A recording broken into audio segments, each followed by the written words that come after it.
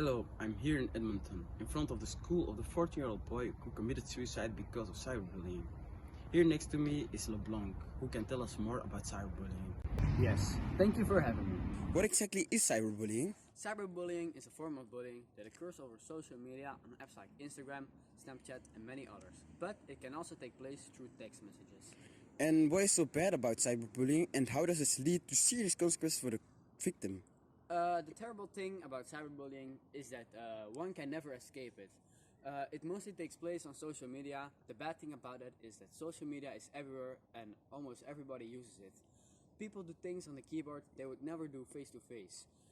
People who are victim of cyberbullying can feel insecure, and that can cause depression, which can lead to suicide. And how can the people at home prevent cyberbullying? Mostly the parents, they should help their children with creating an account and making it safe by adding privacy settings. For example, a private account which only friends can view. They should also teach them to think before they post something and tell them about the dangers. Thank you for your time. Let's go back to Sil and Joris.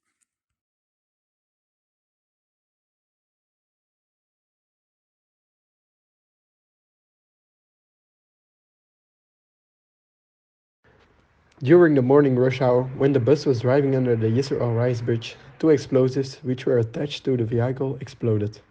Attacks like this one in the capital are getting rarer and rarer, even though Syria has been in a civil war for 10 years. No terror group has yet claimed responsibility for this attack, but the main suspect is terror group IS. They already committed attacks in the east earlier this year. Now we're heading to Abu Ahmed for an interview. We are here in the middle of the battlefield in Syria. Things are looking very bad here. I just heard that 14 people have been killed and more than 20 people are missing.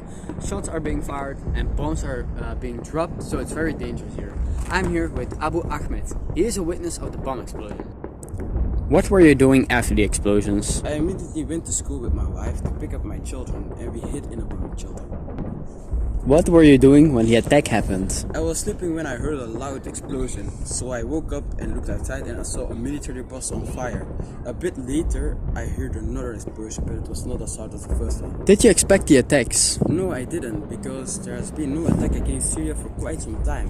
The attacks were actually getting rarer and rarer. Yes, I'm here in Mississippi. Next to me is the ethical hacker who's going to tell us more about the hacked pipeline in the US and ransomware. Yes, thank you for having me here. What is ransomware? Ransomware is a computer virus that threatens to delete your files unless you pay the hacker.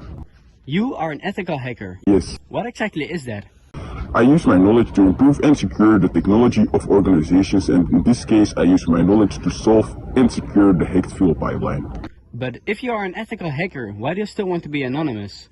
It is for my safety, because if the hackers know my identity, they can stop me from solving the problem. Do you know why this bounty is so high? Yes, because in the past the group already hacked a lot of companies. 10 million is the largest bounty ever offered for the arrest of a cybercriminal. That is also the reason why I'm participating